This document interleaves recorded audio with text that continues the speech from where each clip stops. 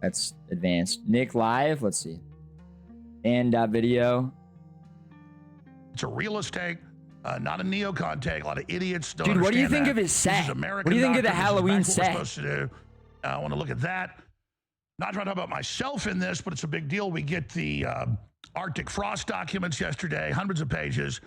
Without a warrant, there I am being totally surveilled by these people, which I already knew. And that was my point to Nick months ago, because we don't talk a lot on the phone. We text a couple times a week. And, maybe every few weeks talk on the phone for a few minutes. He's not a big phone person, just like I'm not. Dude, they text every day. I've called him a few times over the years, and I've said, listen, he kisses. The Republicans got their problems. We got a beachhead there. I said, the Democrats hate your ass. They may act like they like you as criticizing Trump. You've been targeted. Bill Barr, the documents came out 3 months ago. Alex is telling him, on a list of only like don't 13, trust the lips, Nick. Had Nick don't trust me on the list to be destroyed. Okay? When he was working for Trump and then after Trump didn't know. So I'm just simply saying that you know who's really bad, who's trying to totally put you in prison. And so I think we can reform the Republican Party. At least we have some shot there. There's no shot with the Democrats. They are rotting. They're point, beyond Alex. rotting. Good point. And so we can talk big picture about that. Doesn't mean it doesn't. Dude, are they going to argue about Trump again? Republican Party. It means we got pull here. Is he going to argue turn them the directions we want? So why not be more optimistic and get what we can get out of something? It's not a lesser of evils. It's being a realist. So, not again, dude. There's that. Anywhere else he wants to go. Nick, great to have you on Rumble at Nick J. Fuentes. Thanks for joining us on this live Wednesday, October 29th, 2025 transmission. Hope everybody watching on X and their platform shares the link, because that's what it's about to be a Paul Revere as we battle the 1984 system with the spirit of 1776. But I threw out 5 or 6 topics there. What do you want to tackle first? I mean, maybe we should do Tucker Carlson first. Yeah, that sounds good to me. We could get into that first. Well, I don't know how I got the credit for setting it up, because, I mean, I do deserve the credit, actually. But no, I mean, I think you get in his grill, and then, him calling me and wanting your number, and then you guys talking, and me saying, Nick's what does he mean? I think you're wrong. He's been giving things. himself credit for yes, it. I was the catalyst. Said you really need to interview him, but I don't know how that was ever discovered, because I didn't say that I was the catalyst. I wonder how that got out. Well, you did tweet about it. You did say a couple weeks in advance. You did say it 8 times. He's coming. Trust me. So maybe that's why. Maybe it was trending. When is Nick on? And I said, okay, I guess I let the cat out of the bag. Yeah, so maybe that's the case. You promised you would set it up. Word for word. Kind of the bridge. You're the mediator. You said, I promise. And, I will set you had just that up. talked with Tucker before, and live. I know you have a good Did you relationship forget that was with him, live? I think you recognized that maybe we were talking past each other. I think you were uniquely situated, not just to understand, but also to maybe arrange this. Am I insane? Tucker Carlson's America first. I'm America first. Maybe there's a generational divide. He's from the institutions. I'm from the outside. I'm from the wilderness out here. And I think that you recognize that there was a big opportunity for us to de-escalate this. When do my monsters get go you, for the dude? jugular with each other and actually just have a productive conversation about where we legitimately disagree. And part of that is you need to actually press the flesh. You need to sit down and get to know the other person and talk and identify what each person actually believes and what you're about, what each person is really about. And that's exactly what we did. We got dinner on Sunday night, and we met for the first time ever. And we had talked on the phone over the summer, but very briefly. So this is the first time that we really sat down, got to know each other. We spent a few hours together for dinner. I thought we had a really fun, great conversation. I think he got an idea of who I am. I got an idea of who he is. Of course, things are lost in the transmission when you're in translation, but also in the transmission when you're live, when you're on a show. When you actually get to meet the person, you get the real measure of the man. As we got to know each other a little bit. And then the following day, we had our discussion, as everybody has seen and commentated on. And I think that what took place was a real conversation. It wasn't scripted. It wasn't contrary to what people say, don't think it was a softball. But it also wasn't a hit job. It also wasn't an ambush. I think he asked some challenging questions. There are areas of disagreement, but we talked about it. We talked about it openly and directly. And where we didn't understand, we asked for clarification. And, there were times I don't want to say it was contentious, but we had some real disagreements. And I think the conversation was productive because we're able to ascertain exactly what the disagreements were. And we were each able to kind of say something about it. So I'm really glad that it happened. I think that it's a huge step forward towards unity. Because like you said, the 35,000-foot view, the big picture, Dude, while especially this after Charlie happens, Kirk was killed. Dude, stop And, pausing. I'm just trying to click I it. say this on my show. People Sorry. can feel however they want about the actual assassination, who pulled the trigger, who was behind it, if there was a conspiracy. That aside, everybody on the left celebrated this. So people could say, well, it was organized crime. Well, it was a foreign government. Well, it was this, that, or the other. Okay, be that as it may.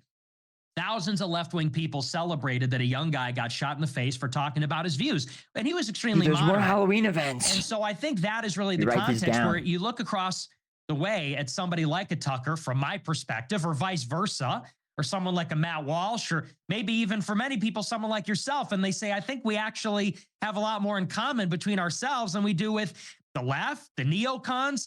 We really need to unite and stick together. And sometimes it's going to be awkward, and sometimes it's going to be uncomfortable. And, you know, there's egos and there's differences of opinion, and that happens. I mean, that happens when there's men involved. But I think we're starting to see the contours of a new movement taking shape, which is the legitimate America First movement. And the timing was interesting. Tucker did a really big show about that just the other week with Marjorie Taylor Greene. I thought he did a wonderful job fleshing out what the America First pillars are. Now he's glazing Tucker. Stones going forward. So, and I want to talk about that, but Green is a microcosm, or not a microcosm, an example of what happened to you. You're just a libertarian, Ron Paul, pro-America guy. Bro, sold out. You're working over, you know, at the Daily Wire and all this, and they come in and try to indoctrinate you into Israel, take you Bro there. got inducted into the CIA. And you're just mildly asking questions. Welcome. And you then on a journey become radicalized, as you would call it. Same thing with Green. They start bullying her over the last few years and saying you can't ask questions. And then now she's come over to you because of this behavior. And then you got to ask, why does Netanyahu do that? Why does he create so many Nick Fuenteses? Yeah, which I thought was an interesting question. And the more that I thought about it, I sort of realized if Nick Fuentes were president or Tucker Carlson were president, he wouldn't like that. You know, Netanyahu would not want someone like me to be in power or anywhere near power. So you could say that's an understatement. Yes, to say the least. But I so heard true, there's sort of Alex. this insinuation that maybe Netanyahu prefers someone like me over someone like Tucker, let's say, for example. And I would say that to the extent that that's all true, of these conversations are literally, it's like how you talk to your boomer dad. Like anytime he's talking to Alex or when he was talking to like Tucker, that was the vibe. Exactly. Was like just explaining things to your boomer dad. And I have no real chance at getting any real influence or power. They're very comfortable maybe with the idea that I could be used as a bludgeon or like to cancel people, make people look bad, something like that. But I don't think they realize the gravity of the situation, which is that people like myself are now in the majority. In the conservative movement, as Donald Trump said recently, it's now a liability to be pro-Israel. And that's largely because I was one of the moral entrepreneurs, in the words of Overton, that was first to the party in saying that we have an Israel problem. There's a contradiction. And by the way, your statement that you represent the majority of the party is not an overstatement. That is a fact. It certainly is, and especially with the young people. That's the other dimension to it. Maybe less so with the older crowd, but with the young people, it is certainly right, left, and center. The majority share my critique of Israel. And I get messages from people I know all the time, people in college. They say, my friend is really left-wing, like he's a Bernie bro type, he's a socialist, but he loves your clips because he loves what you say about Israel, and he thinks you're really funny. And like that's like a thermometer. That's taking the temperature because, of course, just a few years ago, well, everyone hated me. The lefts really hated me. Many on the right were content with me being canceled. And so I think now that I am clearly ascendant, it's sort of undeniable that I'm bringing the ratings, I'm bringing the views. The young people are with me. Now I think that the pro-Israel side is deeply uncomfortable with this. The what is so porn? that's why I Mark warned you. Levin I don't know if they killed Kirk, but I've said you need to. I mean, if Nick Fuentes, God forbid, gets killed, I would then say the first suspect's going to be Israel, or some crazy right-wing loon that they brainwash. And so let's briefly speak to this because I saw you talk about this the other day. And I don't want to spend much time on these people, but be a Polish person. We have the deranged left that has the mental acuity and psychological historical understanding of a goldfish, but you do have kind of a mindless as the general public wakes up en masse, there'll be a certain trashy, criminal, mindless undercurrent that wakes up, and then all they know how to do is act like complete fools, say the most mindless things that actually discredit what you and What's your others are favorite doing. porn music video? Window, What's and then the all link? they do is then attack and lie and say, oh, how dare you go on Tucker Carlson? How dare you say, that it wasn't Israel killed Kirk? And now we've said there may be some evidence that we're moving that direction. We're not sure yet. Dude. No, the left said we're going to kill him. The left celebrated it. The left owned it. Regardless, you do have these Trantifa doing things. So there is all this leftist violence.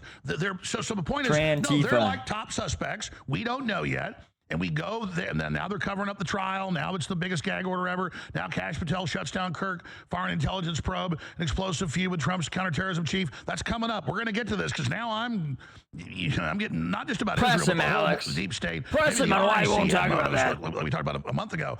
My point is we didn't have the evidence yet, but these people that, I showed up 31 years ago. You've been around over 10 years. That I've known of you. Before that, when you're a little kid, you're doing shows, 15, 16 years ago. So the point is, we have pedigrees. We're known. Our names are our names. You're really Nick J. Fuentes. I'm really Alexander Emmerick Jones. 15, 16 years ago. Showing up. And I guarantee you, we know a lot of those are bots, a lot of those are feds, a lot of those are NGOs. I was watching America First when Nick was in. That's who they're going to use to kill you or I or others. So they'll say it's some deranged right winger. I'm very concerned about it. And you spoke to that quite a bit in the last few days because, it's really an issue. And I don't like Hitler, and it was an anomaly and all the rest of it. But those people need to know, as this happens and we don't fix this and we go into another World War II mode, which I don't want to happen, all the scum needs to know there's going to be a Night of the Long Knives for the SA, for the Ernst Rohms. Because the street thugs that kind of boil into this, as the aristocracy of the new system sets up, the obvious thing is going to be to cut out the retarded fat. Now, I'm using a World War II analogy into all this. Give us your take on that. We will. Well, I think what you're saying is totally true, and it's funny because Democrats this has been a conversation. I'm sure you've been having this conversation on some level for many years. You're talking about when just Democrats, I mean, for the past 10 years, take over for as long as I've been doing the show. And we've called it many different things in my circles. We called it the optics war. And there's been all sorts of disagreements between Wignats and Groypers, alt-right and alt-light, all these different kind of things. And I guess the way that I would frame it is I would say that I am ruthlessly committed to realizing America first. I'm not here to do a show my entire life, although if that's necessary and that's what it takes, then I will do that. I am here because I actually want our people to have power. I want real Americans that believe the things we believe to actually have power and actually fundamentally change society. And I know there's a lot of I'm people here to read super chats. They're not thinking that way. They're not thinking for the next 1,000 years. What does it look like 10, 20, 30 years down in the road where we actually have political power, where we actually are the ascendant dominant movement? We have to think backwards from that and think practically, how do we get there? What's the roadmap? And I know there's a lot of people that are angry. There's a lot of people that they're getting red pilled. They're waking up. They're getting all these ideas. And I think that it crosses over into self-indulgence when they want to scream and yell. They want to do their best Hitler impression. They want to get really angry. They talk about political violence. And I get where the emotions come from. But as someone that's been doing this for 10 years with serious and ambitious goals, we have to put the emotions aside. We have to put that sort of thing aside. And anybody that is not... We can't let the retards run the movement. Yeah, Amen. Precisely. Amen. And we can't let them sabotage it either. Anybody that is dragging us down or getting in the way, they are effectively operating on behalf of the enemy. Well, let's be clear. Exactly. Politically, populism, Christianity, resurgence of the West is in ascension, only allowing the dumb, mindless scum boosted by the left, who the left wants violence and the ultra retarded right wing wants it. No, we're winning with ideas. Violence is not the answer. And they call you a sellout. You work for Netanyahu. You're a pussy when they're not out doing engaged in violence. No, most of those are feds. That is a setup. And that's why they're saying you're an agent of Netanyahu, is because on the course we're on, we save the West. And these people, for low IQ or others who are bad actors, they don't want that to happen. They don't want. Did anyone else see? There was a part where I want to say Nick or someone said something like, sorry, I'm just muting Alex Jones for a second. Nick or someone said like, this is, I think they were talking about the guy dressing up as like a Nazi and just saying like, this is for stupid people. Only stupid people like this, blah, blah, blah. And then in like protest, Wignats were replying and saying, "I'm stupid." Unironically, they were literally going, then I'm stupid. The goal is victory at any cost, and that means being pragmatic and being practical. I'm dead ass. And it means having, like you said, an understanding of second, third, fourth order consequences. It means having an understanding of how these systems work. So I'm totally with you, and that's why I like to say on the interview with Tucker, my interview with Dave Smith, it's like, when we take power, we don't want to hurt anybody. We're not cruel or hateful or weird people. You know, and I even don't like the word radicalization. They like to say that I got radicalized because of Shapiro. Yeah, right. I think I'm actually the sensible one. What's radical is the mass migration. What's radical is 100 wars for Israel. What's radical is I use that term as people know that term. I mean, I agree. The radicalization of that, trying to make you hate your country, hate yourself, hate your religion, is what triggered you to change course. Right, and I understand using it in a colloquial way. I'm just referring broadly speaking. People like to kind of take my story and say, this poor man was turned into a monster and a villain because he was abused. And my message is always, I was right. I was right first. I was kind of right talking about mass migration, talking about Israel, talking about all these things really from day one. And it's just taken everybody else a little while to catch up. And you know, just as it was then, as it is now, we still don't have time for people that are sabotaging our efforts. And sometimes they do it through no fault of their own. I think you're right. There is a great deal of maybe there's federal informants or federal assets. I also think there's a lot of people that are just social defectives. I think there's a lot of people that are just very emotional. Maybe they're just sort of not very bright. And unfortunately, we don't have the time or it's the luxury. They're all going to have to go. Well, we're going to have to feel powerful. We're going to have to cut away the fat. Real names, real track records, who put skin in the game. People have come to our houses to kill us. We've been attacked. And then you say, no, they're not real. I am. It's like stolen valor. It's like if you go out and wear a Green Beret uniform and try to collect money at a Walmart and you were never in the military. It's stolen valor is what it is. And so I don't think, and I'm not trying to say I'm tough and I'm great and I'm wonderful, but I got one hell of a track record. You've got one too. I'm the real deal. I got skin in the game. Right. I've left blood, you know, on the field. And there's just a bunch of people that are just as bad as the left that want to point at the strong man in the arena and sit there like a critic and claim they're good when we don't even know who their names are. They're cowards, and they need to be addressed, and they're anathema, and they're one of the biggest problems we face. Dealt with. And they're the people we that got to get rid of them. Yeah, I think that's been the very small minority, though. I think for the most part, a lot of people that are anonymous, you know, they just don't want to lose their jobs. And so, I'm not really against anonymity. I'm talking about anonymous people claiming you and I aren't real. When the results you can't argue with. I totally agree with you, and that it needs to be said. But I agree, it's a small percentage of bad actors. And the good news is I think most people recognize that's what that is. They see that I'm on a generational run. They see me with Tucker Carlson, and they say the ideas are being mainstreamed like we are winning. And it's a good feeling that the ideas are getting out. We spend too much time on those people. I want to talk about the EBT cards going out, the left that's degenerated beyond degeneration. I want to get into Venezuela. I want to get into Trump. Nick Fuentes is our guest. Share the live feed now. Okay. Yeah, honestly, okay, so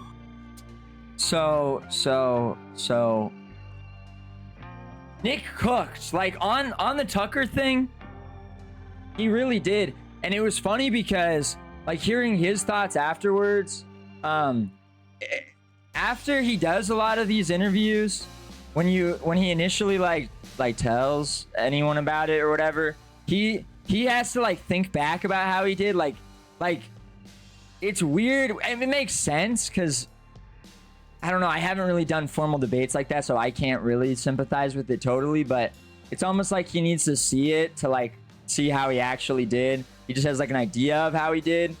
But so it was funny because there was analysis afterwards that was like, I think other people put into words how he did almost like better than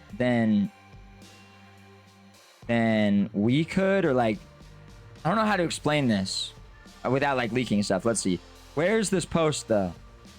There's a post that explained how he did it really well and like analyzed it really well about why it did so good, because it was like I hated it obviously because it was so slow with the intro and introducing who he is and like where he came from and everything. But that part is so key on the Tucker one because it really does prime the boomers that have already been told not to like him to almost just like see where he's coming from, totally soften any hostilities that they have towards him. And then he basically just very softly asserted that it's like, it's not that we hate all these other people. It's just that we need to care, and we do need to care. Regardless of whether you hate or don't hate the minorities, you should still care about white people existing and remaining. That's still important. Even if you're not being hateful and it's not like at the expense of these other groups, you still need to broadly want, a white America and want this and like just softly like put that there in a way where any boomer that even watches it, no matter how much they've heard before to hate him or whatever, will immediately just be like, they will either tell themselves like, I think he was just immature before, but now he's matured. Now this Nick Fuentes guy is really matured and become, more reasonable or whatever. But that was like all of the boomer reactions across the board of the ones that watched it. They were all saying shit like that, saying shit like, I didn't really like him at first because he was too immature and too cocky, but now he's really like come around and matured and he's really developed these ideas. And they were like all in agreement with him and all going like, yeah, well, you're right. Yeah. I mean, we should have a white country. Like, there's nothing wrong with having a white country. Why would we not have a white country? Yeah. Having even legal immigration's not that good, and stuff like that. And he asserted all of those things. And more importantly, the Jewish issue, which boomers are like, it's impossible. They either get it, but it's in such a retarded way where they want to go dress up as Adolf Hitler, or they will just never understand it. But he reasserted that softly in a way where it wasn't like super forceful and it wasn't like super angry or anything like that, but was just like a very agreeable explanation of like, yeah, why would they ever be able to, ruin the lives of young Americans? Why would people with interests of a foreign nation be able to destroy college students' lives? Things like this. And he was doing it in a way where even Tucker could not push back. Even if Tucker wanted to, which like, who knows really how that was going. He was doing it in such a way where it's like Tucker couldn't even push back because there was no room for it to say like, this is hateful or not Christian or not anything like that. It's just like, yeah, if you're America first, if you want America put first, then that's important. Anyway, this is back. The Serrano's Mexican food restaurant in South Austin. I go in, put in earbuds, sit there for like an hour. I'm watching the first hour of the interview. And then I take the earbuds out. He named them softly. He literally named them softly. Roll down the window. I'm sitting there. And I no, but for real. Tucker Carlson, and I pull my phone out. And I'm like, what's going on here? And a guy in a Ford truck next to me has his windows down with his girlfriend or wife, and they're listening to it in the car. That's when you know you're in the zeitgeist, okay? And that happened, Scott's honor. And yeah, and the key is the ideas were unchanged. Like he softened them, but still asserted all the same ideas, exactly the same. Didn't change it at all, but just like met that boomer audience, that normie audience where they were. And my critique, because and it worked 100%. And now he's like other globalist interests, totally part of it. It's been the taboo. Introduced that whole audience like positively. That is healthy. But what happens now that people are so anti-establishment that they don't believe anything they're told? But also a lot of the public, we were just kind of finishing up with that, have woken up, but they still don't have any depth. They're still stupid. Or context to understand it. Because like you said, you were a little kid like I was, studying politics, loving it, being attracted to it. What happens to people that are just now waking up in this? And how does that paradox work? Just like I was 15, 16 years ago. That had depth, we could really fix things quickly. But it's also very explosive to have a huge awakening and then a bunch of people not distributed around the world that don't have any political understanding or even how to gauge it. Well, it's a really interesting question, and it's something actually that me and Tucker talked a little bit about. And I think that you're seeing the pendulum swinging maybe back in the other direction, because what everybody recognizes is that 10 years ago there was a dissent, a consensus maybe that started to emerge, which is that the institutions had no credibility. The institutions, the media, academia, the government, they were all lying to us. And they were. I mean, there was a consensus that we couldn't trust them and that they had forfeited their credibility and legitimacy because they were lying. They were telling us things that we knew were not true, things that were not common sense. And when you push back on them, rather than correct the record, they just censored. They censored, or they called you a racist or a vax denier, all those different things. Or put you on a no-fly list or indicted you. So true, right. Alex. They did all these kinds of things, and I think that only hastened the end of their legitimacy and credibility, because it showed that there was no ability for them to correct themselves. And so, of course, then the pendulum swung in the other direction. And this is why your show is huge. It's why Joe Rogan is number one. It's why Tucker's huge. It's why all the people in this sphere, in this community, comedians, podcasters, conspiracy theorists, extremists, all these people are now gaining so much currency, especially now that there's free speech. Elon acquired Twitter, opened it up, and now people are flocking to these alternative sources of information and opinion. But I would say, and I said this to Tucker also at our dinner, it seems that we're reaching maybe the high watermark of that part of the pendulum swinging. It seems like we're reaching a phase of exuberance. Dude, I'm going to customize my Steam profile where now it's going to start to swing in the other direction, because what you see, and you've alluded to this, about to go crazy. People seem to be falling for a lot of red herrings and getting wrapped up in weird conspiracy stuff. I would say maybe the first iteration of that is like the QAnon thing. Oh, yeah. Like this comes out in 2018, and I think it catches on. I was about to say Q is a prime example. Right. And that was one of the first ones, and it was substantial and major, and it caught on because it sounded correct. There were a lot of questions the QAnon people were asking that were kind of legitimate questions. They were connecting some dots that were there, but of course the whole conceit of it was false. You know, the idea that Trump is a shadow president, or, you know, that any of that stuff was real, it just wasn't.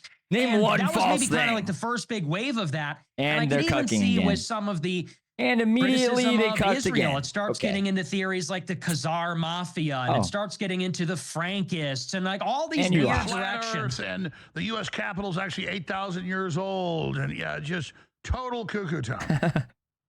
Right, the kookery, the Tartaria, all that kind of stuff, I would consider in the same. Okay, we're just cucking on every issue. And so I think we're in a position now where either the institutions, they have a chance at gaining back their credibility, and I don't think they're going to take it, because you look at the moves being made in media, and like TikTok is censoring more. It got bought by Larry Ellison. CBS brought Bari Weiss, and so they're getting worse, not better. Then explain why the Washington Monument is buried 111 feet below the ground. The political movement or the political leader that is the most adept at manipulating the whims of the masses, that is the person that is going to rule the roost. And so whatever form that takes, I don't actually know if it's going to be left-wing, right-wing, economically populist, if it's going to have an identitarian flavor. Well, let's quantify what you just said. You know, what you're saying, what you're saying is totally true.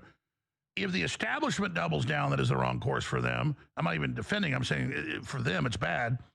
But then you awaken a bunch of people, but they don't get informed about how things really work. Then it creates a black hole of insanity.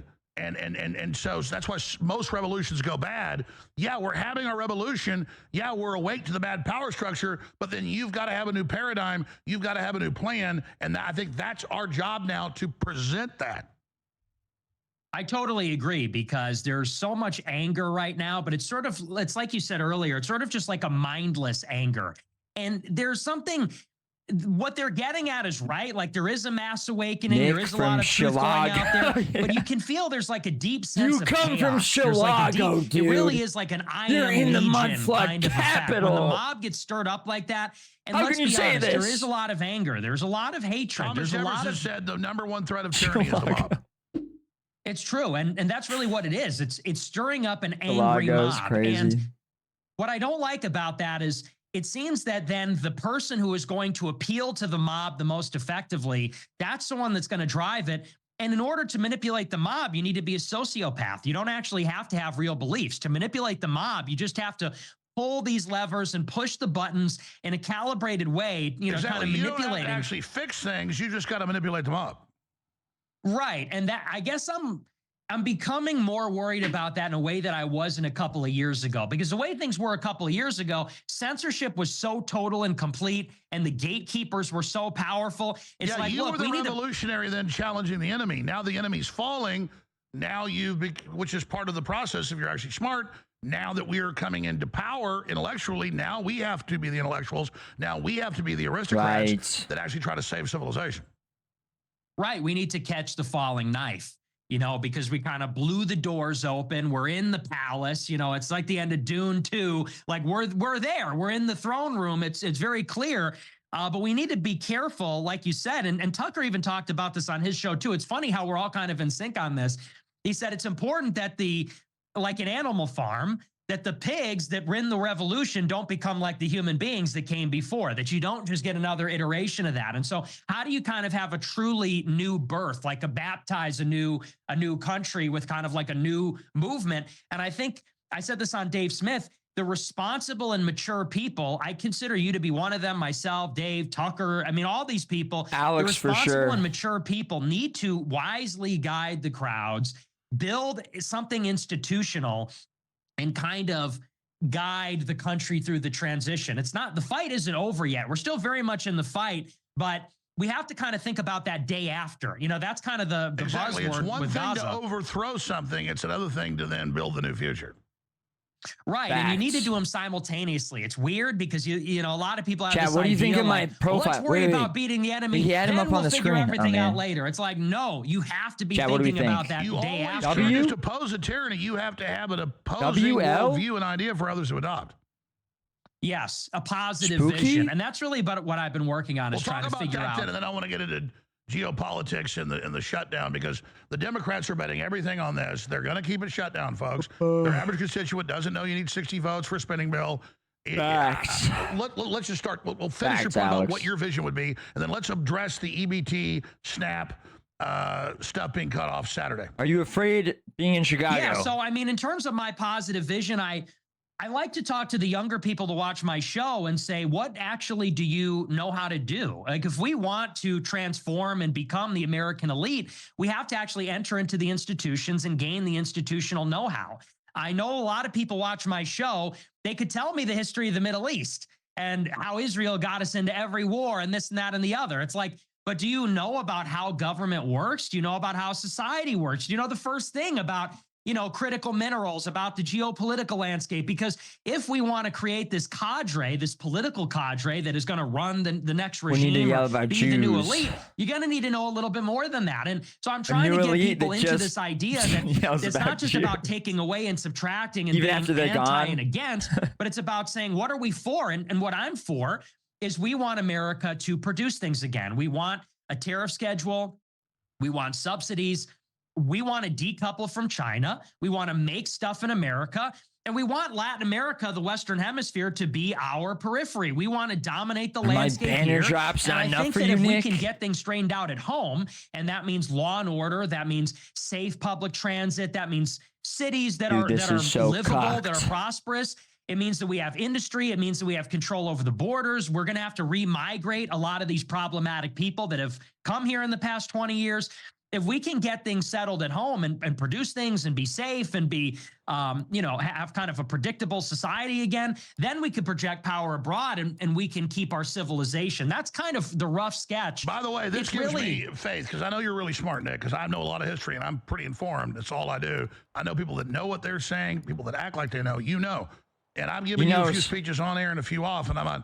But what I was saying was, I try to post something about China, 95% rare earth mineral control, which they've cut off now. And I'm like, I try to post a video, all I get is cover up Israel, Israel, Israel, only thing. No, we can know all about Israel, oppose that, but to be real masters of this, you've got to know all of it. And people can't be territorialized and so mindless where they only know about that. You'd actually know what Israel was doing was bad. China. You fucking cock. You actually knew all of that. And this is the adult discussion, because we are winning. We're getting rid of an old power structure, but now we have to be ready to intellectually bring in the new one that is not just sustainable, but is prosperous and upwardly lifted and just amazing. Strip and clubs are peak matriarchy. People have been in the people there position, to worship they're not women. Ready That's a to good point. actually lead. Maybe there's something to the strip club, and that's where we are. So, looking at the Democrats' plans, I think the best way to go at this, and then I'll get into Venezuela, and your great realist breakdown, which I 100% agree with. What do you make of the shutdown? We're at day 29, or day 30, and the Democrats, despite the polls against them, going all in on this to cut off 40+ million people from their welfare checks and EBT and SNAP on Saturday, and all the calls for the Podesta plan to be launched. I agree with you. This has got to be crushed. This is a premeditated insurrection plan. Looking at the angles, how do we counter this? How do we message this? What do you think's coming? Well, it terrifies me that they're taking away the food stamps, because if that's legitimate and they take away all the food stamps, I mean, you're going to get civil unrest. You're going to get some serious problems over that because people are going to feel it. And, you know, in some ways, these types of problems are going to present over and over again because the government is insolvent. So this is a debate over whether we're going to raise the deficit $2 trillion, Dude, they $1 trillion. won't talk about the Beardson situation. They're too afraid. Interest on the debt, the debt itself, inflation, imminent recession.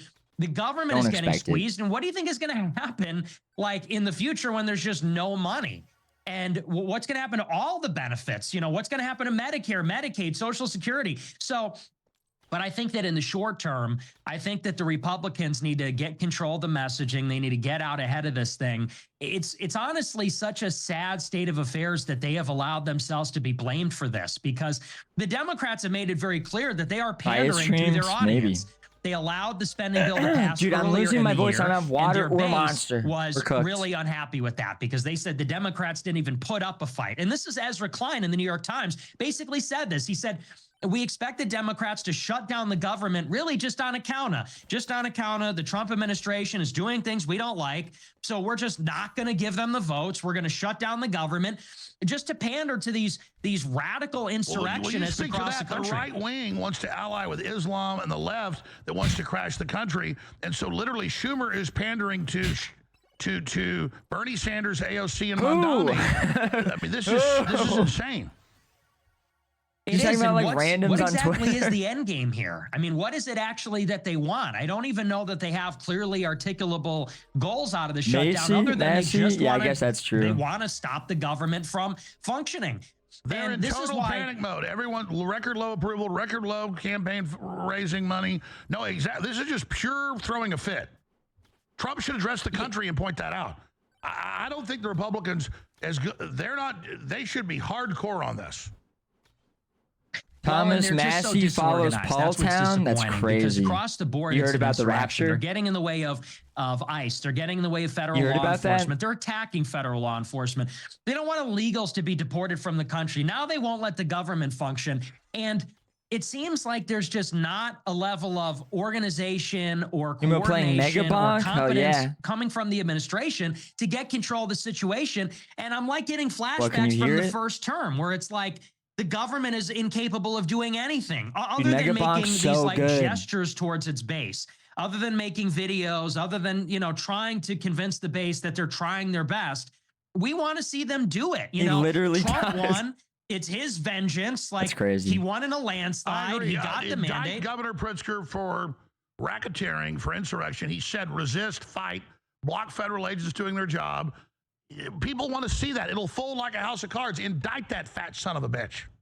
Facts. Yes, bring down the hammer. Bring down the hammer on all of them. And you need to be in the media. You need to have a message, and you need to have a whole of government approach. The Republicans are still somewhat awake compared, but they're still in a bubble. No, there's going to be a national orgasm when the gloves come off. Because again, I tell you, Cash, Bondi, they're not even bad people. It's raw, they're cowards. They still believe the left. There's going to be a national orgasm when it's raw. That's crazy. They want to destroy the country. You explain this well. Crush them. Crush them. People want them to be crushed. They're going to come. The whole country. Well, that's right. Because look, as long as the Democrats believe that they have hope in this situation, they're going to resist Trump. And in other words, that they're going to get away with it. That's really the problem, is they know the administration is never going to take it seriously. They know they're never going to face any consequences. Why do you think these idiots in Chicago or Portland are attacking ICE and DHS, it's because they know they're going to run away and there's going to be no consequences. And as this continues to escalate, a Soros judge will let them out. Right. Even if they get arrested, they're going to get released anyway. And so there's So a true, word Alex. for that. They're becoming emboldened, and this is escalating. And the more that they're able to get away with it, the more they're going to escalate their tactics. And the federal government, as long as it keeps meeting them with half measures, Dude, we're I'm just sort of playing as holding hands, walking Archer down the character, street and they together suck. towards this escalation between federal and local law enforcement, federal and local authorities, and it's not going to go anywhere good. And that's why I said with Tucker, you need to get ahead of it and you need to crush it. And by crush it, that means swiftly and overwhelmingly. It has to be rapid, fast, and it needs overwhelming force. And the message needs to be, we're not playing. You can't resist the federal government. You can't resist federal supremacy. We're not playing around. And if the Illinois governor and Chicago mayor, if they want to try and jam this process up, that's unconstitutional. That's not the social contract. You're going to jail. You can't be allowed to do this. Look at Newsom. Monday, he says, the feds have no right to oversee elections. The feds oversee world elections. It's in the Constitution. Anybody can overobserve. The idea that the feds can't, again, people go, oh, you're being pro-fed. Dude, what, no, it's now the federalist system. It's what the are we, balance. feds? It's completely out of balance. Now he's Exactly. And pro-Fed. it's like with illegal immigration. According to the Constitution, that is the federal government's purview to enforce the borders, not the states, not anybody else. Pure it's the jurisdiction, government. pure. Right. And they're not military. So you can send Border Patrol and ICE into the cities and you have to let them do their job. This is like secessionist Civil War kind of talk when they say, oh, we need to resist them. And you have these press conferences where they're standing together. That's a straight up insurrection. And the longer you let this go on, it's just going to metastasize and it's going to be harder to put down later in the future. And it's just going to get worse. So that's why I've said the admin's got to come down and absolutely crush it. But it's like you say, they're too weak. They're afraid. They won't use the tools that they have. And this is why I was so critical last year. It's like deja vu all over again with BLM in 2020 or, Antifa at the inauguration the first time. They will never take the gloves off and just put it to an end. And they need to. Like, that's the only solution at this point. I agree. So, I watch your show a lot. I mean, you do like 2-3 hours a night. I probably watch an hour a day, but when I'm driving and stuff. But your analysis, you watch the super chats? It's the same thing. It's the Monroe Doctrine. They're killing hundreds of thousands a year with drugs. They're funding the Democratic Party on record. They're manipulating elections.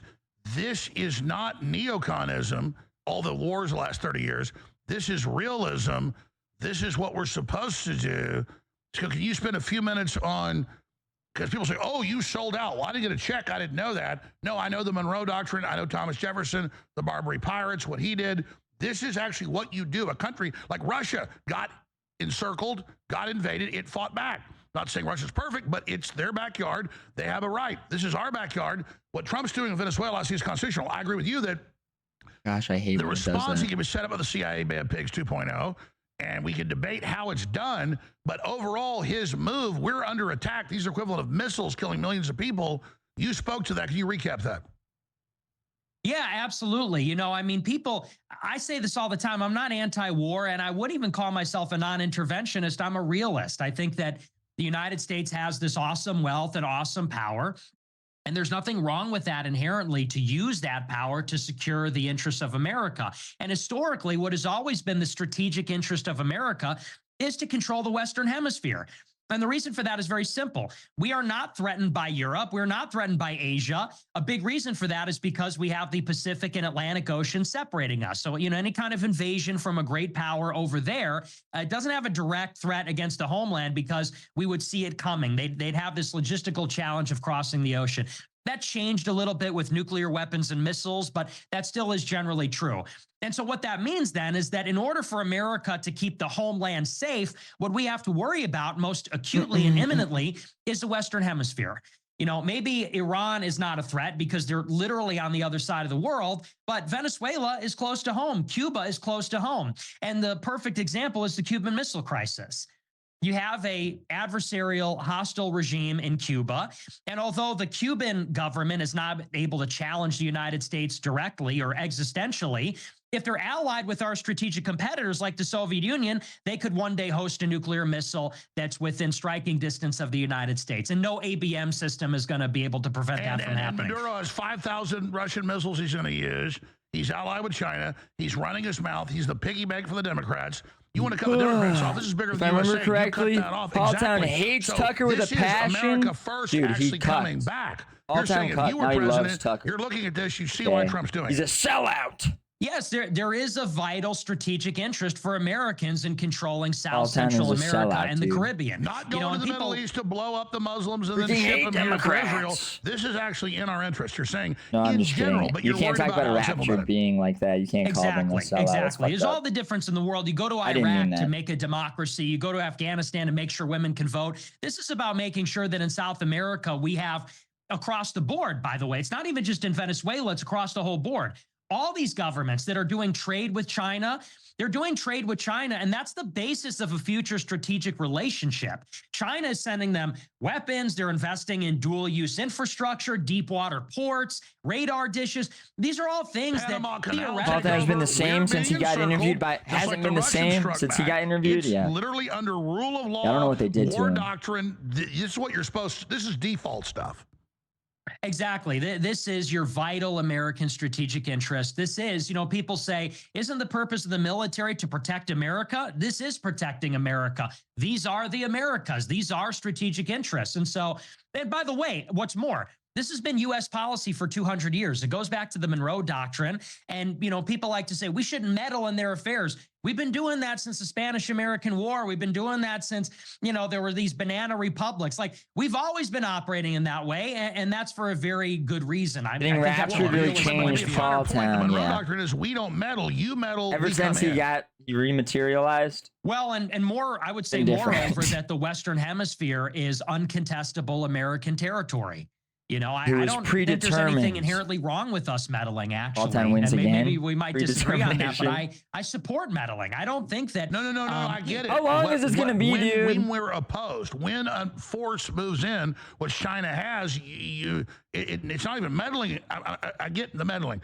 I'm saying it's a defense. You have to do it. It's Right. Yes, I understand. Yeah. So if China's trying to come in here and you know why they're doing that, then it's our job to kick them out. So, and like I said, just a little concerned about how we go about it, but let's talk about that. We come back in 2 minutes. Then I want to get into Oh my gosh, critiques of the dude, Trump Alex, how long are we gonna do this? and what's going to happen to Netanyahu and so much more. Stay with us. So much more. There is a white This is an supremacist, all-day show. and it's weird, old, elitist white people that are literally manipulating Yeah, fucking everybody, weird killing ass, each other, so true, they can weird stay ass in white power. people. And it True, pisses me true. off when I sit there True, pissed true, off true, true, watching true, this, true. watching these wild, Low-key true as fuck. crazy people that want to kill me because what color I am. I know who brainwashed them. I know who Whites. wound them up. I know who White sent people. them. I don't blame the dumbasses. No, I blame Carbull and John Podesta and the Clintons and Obama and the rest of them. That's who I Facts. blame. I know they got whistleblowers out the door at the DOJ. The problem is they don't have prosecutors with testicles to do the job. Can you feel Facts. the future? Dude, I'm Can playing you Mega feel Bonk. the danger? Can you Oh, wait. feel the destruction? I certainly do. But I don't think you dumbasses that serve evil do. While we See, wait. you're in a new ball game. It's a new era. I'm playing And you as know the what archer Thomas character Jefferson because I said? haven't The done that blood of before. patriots and tyrants waters the tree of liberty. And I don't want that. And there's a good chance we Oh, can shit. avoid a lot of that. But not according to the left. They are just That was close. whole hog. Is let's Podesta get even it still on. around? And Yeah, so, he's still you know pulling the my strings. view, I think it's Trust. your view. Not out starting fights, not trying to get in trouble. But if people are looking for trouble, they came to the right place. If you want a war, Dude, this got game one. is so If you good. have It's like some need to Vampire get stomped into the Survivors, but like ground, 100 times better. well, you came to the right place. It's The American people. fire. Because America was asleep, and you thought we were intimidated while you pissed in our faces and did all this to us. No, people were asleep. They always be pissing in our Spell is faces. lifted. It's over. You need to learn to look Scorpion at the weather Ussy? vane and see which way the wind blows. Trying to jump it's on me? blowing against you, and this wind, this headwind, is unstoppable. The only question is, are you smart enough to understand that? Surrender is your only option. Surrender. I'm literally now. playing as a stealth Give archer. up You're right. I hadn't now. done it yet. Stop It kind of sucks. The class bonus is like you get more gold or something. I don't know. It's mid. Leading a frontal mid as assault on the fuck. lies of the New World Order. It's Alex Jones. Is this gonna be a Methylene Blue commercial, or is he actually gonna be back? You know, it's so refreshing to talk to Nick Fuentes Because I talked to senators, No, he's I talked actually to back. DOJ people, I talked to Okay. you name it off air. I mean, just today, DOJ stuff behind the scenes. I'm not going to even tell you about it. It's good news. I'll leave it at that. But I can't reveal it yet. There's White a bunch pilled of as indictments fuck. about to drop. Trump's not playing around. He's like in quicksand, but he's so strong, he's getting out of it. But I know all this stuff because I'm obsessed with this stuff. It's not like I want to know it. Once you get into it, I know all these guys that know about baseball, football, all that. When I was younger, I did too. I don't know about that anymore. I know about politics. And it's so scary that most people I talk to don't know what I'm talking about. Facts. I can bring up almost any subject Nick Fuentes, and he knows what I'm talking about. And sometimes teaches me something. That's what impresses me. And Sometimes. well, I'll just move on from that because we only got 30 minutes left. We got a bunch of subjects, and we knew this. Nick called it. Netanyahu, the peace deal. Oh, we blow up whatever we want and then call it a ceasefire. That's coming up. Arctic frost, all of it. But just this There he brief is. 4 minutes to the break. Then some stations join us. Finishing up. Wait, are my monsters here? Yes, Trump under the Monroe Doctrine and under what Venezuela's done. Please tell me my meddling in the monsters are here, fentanyl, it has please. a right, and it makes sense, and it cuts off China and they sends a brought message. the fucking cat litter That doesn't first. mean I support regime change because I don't Fuck trust my the life. CIA, and I don't trust them not doing a Bay of Pigs like 61. Please tell me they're just when bringing Trump both. goes in. What Surely do you think they Nick won't Fuentes? deliver them separately from Yeah, the I same totally place. agree. And that's kind of like the nuance there. Because, like with you, I got a lot of people criticizing me for this take and saying, you're a neocon, you support regime change. And like you, I think it's weird how we totally synced up on this. We recognize there's a strategic value in having Venezuela aligned with Washington and, broader South and Central America being the same way. At the same time, we're also extremely wary of regime change because what happened in Trump's first term, Trump hits them with maximum pressure. They try to do regime change, and 8 million people leave the country, and many of them wind up in Houston and all over Texas, all over Just Chicago, like New blowing York. up the Middle East, bringing the Muslims in. Exactly. Just Yep. like the Syrian Facts. refugee crisis, it's the same thing. And so that's always the concern is you blow up the regime and do you even succeed? Like that's the first question. Does it spill over into America? Do you get a refugee crisis? There's not a great what's track wrong with record of The Muslims? first regime question change. is, can it be successful? Fucking sell out. What are you, Jewish? Right, because they tried it for so long and it never worked because Maduro's people are loyal. They got Cuban intelligence I embedded all died. over the security apparatus. And so, Dude, like, nobody's fuck budging. the Trump thought Archer the character. government would collapse with the $50 million bounty. Stupid. The stuff he's doing now, there's not a lot of cracks in that regime. They've been pushing them for 10 years and it hasn't happened. So, what does that look like then? Boots on the ground? Does that look like airstrikes? What are we really in for here? And I wonder if we could resolve this with a deal. According to the New York Times, Rick Grinnell had secured a deal where Venezuela was going to give us the gold, the oil. They were going to stop doing business with China, start doing business with America. Isn't that what we want? Isn't that what we're after? But Rubio, who is this anti-communist, he's a Cuban from Florida, so there's Fuck the baggage Cubans. there. Well, that's not good enough for him. He says, no, we need the regime change. Maduro has to go. Well, why? If it's cheaper, easier, more predictable to just get the deal, why do we insist on going in there hot like this? And it makes me wonder if Rubio, but that'll bring down Cuba for sure. And then Venezuela controls Mexico, so he's the dominoes. Jimbo, Tim the Tap The Man's CIA on wants kick to put now? the I saw security that. chief in, Why'd which they just make his downgrades it. announcement look like I that? guess if they give the U.S. full control, then maybe a Maduro You see it? left. Because I don't think we take a deal like with Maduro. Twitter That can't be post. trusted. If they let the U.S. put all the people in and then have free elections, I think his then I head would looked like support that. the middle way. I think Rubio wants the clearest way to topple the regime, to topple Cuba and Mexico. What do you think? I agree with that. I think there's a far-reaching ambition there, and I think that Trump wants it to be kinetic because I think this is classic Trump. I think he wants it to echo into the other theaters. 100% message to China and Russia. Right, and in Iran also, because that's the other sticky wicket is how do you get Iran to come back to the table? Well, maybe if they see another regime change, because this is what Trump did, I believe, in Syria in the first term. It's classic Trump. It's sort of like a Nixon-esque trilateral diplomacy. So I think that's another angle. But I agree with you. I don't know that we could trust Maduro, but I'm just so weary. Is there another regime change war really the best idea? It depends on how Trump goes about it. So with a lot of reservation, I have to say I'm not feeling so comfortable with it. But Or we're in we his just hands. arrest the Democrat NGOs laundering the fentanyl money and put them in prison. We can also cut the head off here in America. Nick, we'll back in 60 seconds. Stay with us. Huge question straight Dude, ahead. like, how did... The thing is, it's like Alex can't let go of the the pretense. complement to methylene blue. It's like it's like they're not actually the drug dealers. Like that, they're just making that up. They're just lying to you. Like that's and he'll acknowledge that that's true and then still not let go of the idea though. Like I don't know. He does that with like everything and it's always funny. Where it's like they're lying about why they're doing something or like what the purpose of something is. You know, for like why they want to go to like war with Venezuela or whatever it is. And you know, right now they're saying because they're dealing drugs, and it's like they're not even the ones doing that. That's like not even where that is at all. Goofy ass. Hold on, unmute this though. Blue, and you got methylene red. These complimentary Methylene red? Go to the AlexJonesStore.com. They're releasing new methylene red? I think right now it's 50% Losing my off if you voice? subscribe. Red?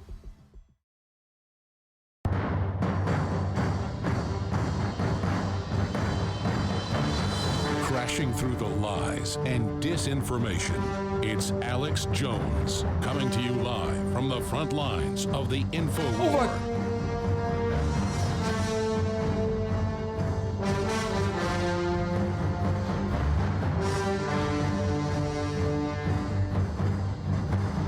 Oh shit, I was looking. Oh my gosh, I don't have any regen. Dude, what is even the point of these ad breaks? They're like 10 seconds. Are there even ads happening? So Russia has moved dozens of submarines, probably thousands of nuclear bombs and bombers into the Okay, they're back. They're back. zones of attack. Maduro's in fighting the Antarctica and in globalists alone. Western Russia. Heil Maduro. You have Trump admitting that Zelensky doesn't want peace. NATO doesn't want peace. Trump said no to cruise missiles 2 weeks ago. So now the Northern Group, that's an alliance of NATO, headed up by Starmer, pedophile protector, grandmaster, Have time to Lord High refill Protector, Alex's says they're going to start bombing Russia as early vodka, as next yeah. week. This is True. insane level stuff. So there's that going on in the background. Nick wants to comment on that tied into this. It's important. But Israel says ceasefire back after strikes kill more than 100 in Gaza. They launched the biggest attack since the ceasefire, massive attacks. Everybody's like, oh, God, Trump, the greatest peace deal ever. Isn't this great? Yeah, he's trying. I'm not taking it away that he's trying, but they've already destroyed most of Gaza. They've already got this deal to come take it over, and there's a trust, you know, that's going to be run by Bitcoin, not against Bitcoin. But my God, this sounds like this sounds like a 15-minute city hellhole to me. I'm not against the people at Bitcoin, but I don't know what's going on. The Gazans, 2 million of them somewhere, they're going to be here. That real? Then it's all really blown up. And then they can say, well, you haven't given us the dead bodies, but it's all destroyed about defending Hamas that Israel created. And so this is just an ongoing, Israel pulled its tanks out and bulldozers, but keeps bombing. And then they call it a ceasefire. And then Israel says, well, the ceasefire is back on. The ceasefire is off. And I just look at this. It was kind of a joke when Trump was at the Knesset. They're like, oh, great job. Oh, you got peace. Well, Trump has gotten peace in other places and is trying it. But this just seems like a sick joke that is only going to go south from here. Nick, you've been predicting this would happen. You've been right so far. Where do you see this going? Well, the reason that I thought this thing would fall apart is because, of course, Israel has no intention of actually ending the fighting. I think they're the ones that are really driving this. And if you look at the history over the past couple of years, the pattern's very clear, which is that Israel is always willing to do first phase or a short-term ceasefire. Characters. They did one in the end of November 2023. They did one in January of this year. It's a reload, like Russia won't give Ukraine a ceasefire because they say it's a reload. Right. It's a reprieve for their ground forces, which are all reservists who are not very experienced soldiers, and they, very low morale, high casualty rate in Gaza. So this is a chance for them to regroup. And it's not also just a reload. That's a huge part of it. The other part of it is they are engaged in an 8-front war. I mean, 7 kinetic fronts. They say the 8th front is the psychological information space, but they're engaged in a 7-front, fully regional war. And what happened right after the ceasefire, and I said this on my show, is that they're going to reorganize and then go on the attack on the other fronts. And where we're seeing that manifest first and foremost is in Lebanon. and almost nobody's paying attention to Lebanon. But you've got so our true. U.S. envoy to Lebanon, Tom Barak, is over there trying to implement what was passed in the Lebanese parliament not too long ago, which is the disarmament of Hezbollah. And so under pressure from Israel. You keep predicting what's going to happen. So what's going to happen next? So I think what's going to happen next is Israel's going to step it up against Lebanon. I think they're going to, in the short term, step it up against Iran. I think they might re-engage Iran with strikes. And then I think after they finish the job against Hezbollah and maybe they do something with Iran, I think they're going to go right back into Gaza and resume what they were doing before, which is bulldozing all the cities and, pushing the people into a smaller and more concentrated area to eventually kick them out. I think there's no scenario where they let them stay there. Well, years ago, Jared Kushner said we're going to turn it into oceanfront property, the new Riviera or whatever Trump said. They're doing it now, and it's just like, why are we focused on this? Like, why are we even involved? Why are we giving Israel all the weapons? Israel's not going to fall from, they stood down on October 7th. It's just why my message to all the anti-Jew people is the same thing to all the pro-Jew people. Like, why is this our culture? Like, why do we talk? Why isn't it about Venezuela and Mexico? Right. Why isn't it about fentanyl? Why isn't it about getting our birth rate up? Why do we only care about Jews? Talk about us. I totally agree, but at the end of the day, I think the security apparatus is preoccupied with this because they know they need Israel to make peace with the Gulf states. They know they need Israel and Saudi Arabia to be in the Abraham Accords together because that's the only way that we're going to be able to hand off the Middle East to this coalition in the same way we're trying to do in NATO, and then we could prioritize China. So we want out of the Middle East. We want to leave it to them. But the problem is Israel's not been integrated with all of the neighbors. This game is too hard. Now Syria has a new regime. Lebanon is disarming Hezbollah. In order for Saudi Arabia to come aboard, they're going to need Israel to wrap up this Palestinian thing. And so for everybody, it's just become like a major inconvenience. And I know that sounds horrible, but that is how they look at it.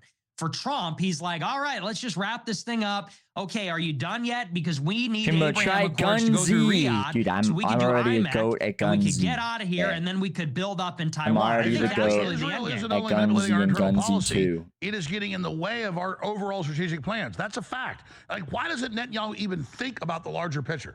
If the West falls, Israel's screwed. But he doesn't even think about that. They're going for broke. I think they recognize, and they've said this in their magazines, they've said this in their think tanks. They say that the situation in America is changing. America is becoming an unreliable ally because of the political climate, because of the progressive left, because of, the so-called anti-Israel sentiment among the younger generation. And they know that if they're relying on America for their security in 10 or 20 years, there might be a question mark there. And so I think this is their go for broke. This is their once and for all push to decisively defeat Iran, all of its proxies, roll up Palestine, and kind of figure out all their strategic problems in one go. And one, it's going to be tough. They're going to be under a lot of pressure. They're going to engender a lot of hatred. But Netanyahu's basically said it's worth it. He says, everyone's going to hate us, but we're going to win, and then they're going to get over it, and we won't have these problems anymore, and then we can really take control of the security situation for the whole region. And so from their point of view, it sort of makes sense, I guess. It's just that the United States maybe doesn't recognize that they're kind of holding us up. They're totally set against our foreign policy here. So it would be good for the United States to wrap up. Who does Israel ally with in the future? I think they'll be allying with China. I think they're Belt and Road, just like Saudi Arabia is. The Chinese credit will come into the Gulf countries. The Gulf countries will spend their money. They have these facilities. They'll spend the money in Israel. And I think that, Israel, like every other country, they'll become a middle power. So disloyal, it's unreal. How am I even disloyal? They'll take what they get from America. They'll take what they can get from China. And, they'll kind of double dip. Okay, and this is what a lot of countries are doing now. Under Biden, this exploded. When Emirates and Egypt joined BRICS, Argentina was going to do the same thing. Brazil is doing this, security from the United States, credit from China. So I think that Israel, they're getting ready to ditch us. That's the thing. It's like now that we've made them this power, now they're going to say, thank you so much. They're going to cut the cord, and then they're going to be able to engage, in a region without any real threats. No, I totally agree not with as that an ally at all. And then you've got the pathetic Christian Zionists, as Tucker said with you, that is the most disgusting group. They don't know anything. They don't understand anything. And they just literally worship whoever's in power in Israel. Shifting gears, the time we have left. Arctic Frost. True. Documents came out months ago. Tulsi Gabbard, all of it. Spying on U.S. senators, spying on Congress. Now spying on me without warrants, getting my cell phone, all confirmed. I talked to FBI. They looked at the codes that are on this. It was a total dragnet. Find money laundering, find gambling, find insider trading. How is he not already under the impression that they're doing Every that? code is there. Am I insane? Like, FBI how is field Alex offices Jones the American people? I'm actually honored to be at the top of this list that? with what Jack Smith's doing. But now this has been released. We put it through ChatGPT. It had the same findings. This is a major scandal. And they fed it to ChatGPT. Will the Justice Department continue to protect itself and Todd Blanche, who killed criminal investigations into my persecution? Nick on Infowars is always fiddling the BoomerCon audience. He's caressing that. Southern District, New York. He is playful with it. He makes love to the argument and makes it butt. I mean, what is this thing Trump has about I'm gonna Bill just Barr steal against it. him? He now knows. Won't even That's true. criticize him. Todd Blanche, all of this. What do you make of Arctic Frost and these new documents that just came out? Well, it doesn't surprise me at all. You know, those Bill Barr documents came out not too long ago, and it seems just like a rehash of that. And this has been going on since the Obama administration. You're in those. Yo, pull up the Chad, Bill Barr documents, guys. Let's put them up. You and I are at the top of the list 4 or 5 years ago to get, and we get more documents. Same story. Like, what else does America need to know? Here are the bad guys trying to get us. Why? And then back to Arctic Frost. Right. Well, and I was going to say, this goes all the way back even before Trump won Alex the just election. wants his own. In reality, his own this goes back to the America FISA First. warrants that Obama sought in June 2016 to spy on Trump Tower. And it's amazing because Trump is always trying to relitigate this kind of stuff and say, you know, they spied on my campaign and got caught. Wasn't there a big report that came from the DNI a few months ago that said Obama broke the law? They about released the 2016 documents that Obama ran Crossfire Hurricane when Trump was president. Right, so yeah, no, we have their ass. And yet it seems like nothing ever happens to these people. We're playing with the their ass. congressman that heads the committee, We're putting toys in it. deliver, he said, on a silver platter, total proof to Bondi of all their criminal activity and the auto pin and Biden running, just total proof. Nothing's being done. So yeah, but here's the good news, Nick. Trump the pressure's on. Remember that tweet a few months ago against Bondi? He's not going to put up with it. What do you think is going to happen? I think they're going to blow it. I mean, I'm a little more pessimistic than you are, but I think they're going to blow it because for whatever reason, and like you said, it's sort of inexplicable. He doesn't want to talk about it. He's not going after these people. He had no drive to do it in the first term. I don't honestly see it in the second term. And he's going after James Comey and John Bolton for this nicky-knack kind of stuff. You know, James Comey lied under oath, John Bolton classified documents. This is nothing. I mean, I really am disappointed I agree with you, but what I have seen is when we light fires under their ass, then we get results. So it's up to us. How do we light fires under their ass? Who do we need to go after? Nick, well, who do you want me to attack? Bondi, it's Kash Patel and it's Trump. The problem is I don't know Nick, even who who's listening. Because there's so much pressure, for example, on like the Epstein files, and then they're not going to do anything about that. And there's so much pressure about the deportations, and they're not doing anything about that either. It's Pounding like, their ass. So I wish, I mean, I would say, of course, you talk about the DOJ, you'd go for the FBI, you'd go for Trump himself, maybe Vance might listen if everybody loves him so much. You know, he seems to have his ear to the ground. He's got his finger on the pulse. I think he's a very good politician. Maybe you talk to him, but honestly, I just, where do you think the motion is in the administration? Who do you think is maybe has the most from my gift? sources, Vance is fully awake. That's why we've been critical. I get your points, but he gets it. He knows he's going to prison if we don't do this. From my sources, is a goddamn piece of shit. Which is just Vance, probably. He is from all my. He is blocking everything. Pam Bondi. I'm glad you said that, Nick. On TV, dumb blonde, Barbie 2.0. Not trying to be mean. Patel's just flying around having fun, and Trump's just got to get rid of these people, man. I mean, this is like we're doomed. I mean, it's just so simple. I mean, I got an FBI whistleblower coming on in about an hour. Did you know the guy that ran Arctic Frost is still at the FBI? Really? Yeah. Wow. That we're doesn't going to surprise name me at names. all. No one even knows this. Yeah.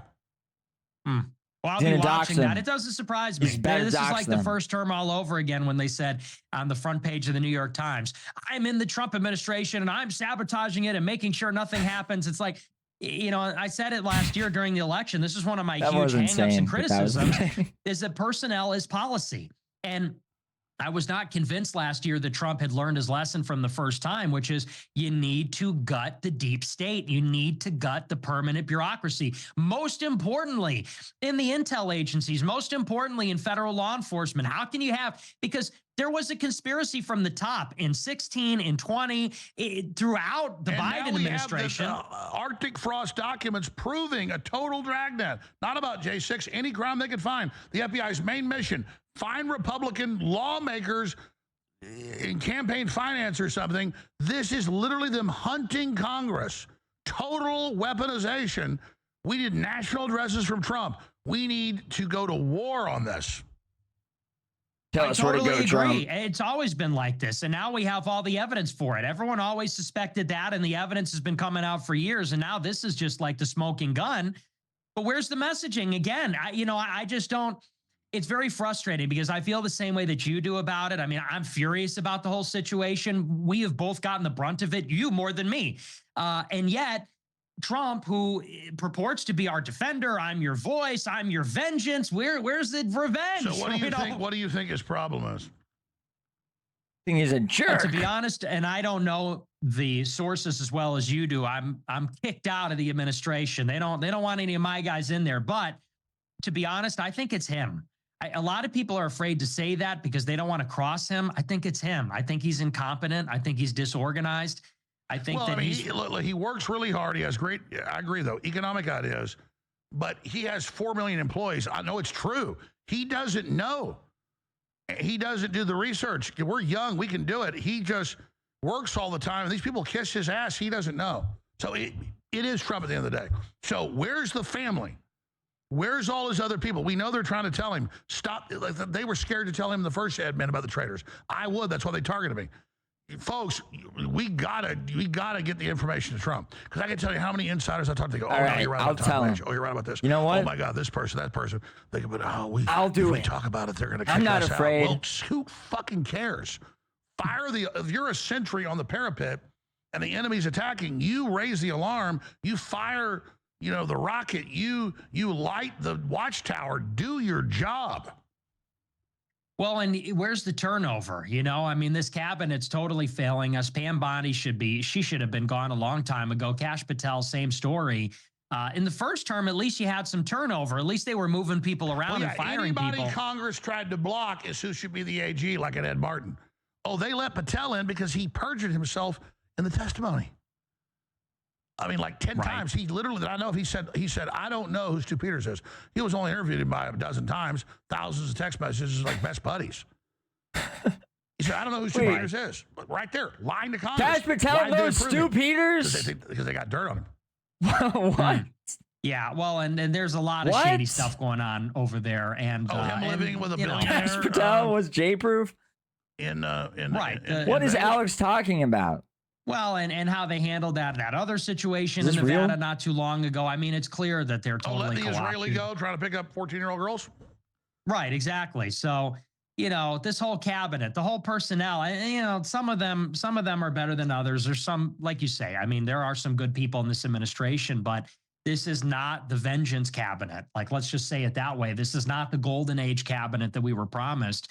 And it's not getting better. So, I think they should go. I think Pam Bondi should have been fired. And it's interesting, by the way, that Laura Loomer changed her tune on that.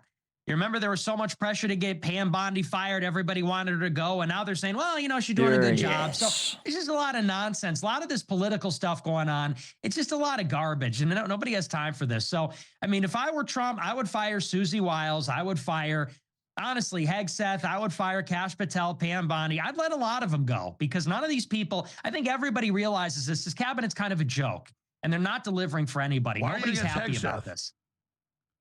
I think that Hegseth is just not solid. I don't think he's ideologically anything. What I've been told is that he's basically manipulated. He's alleged some people have blackmail over him.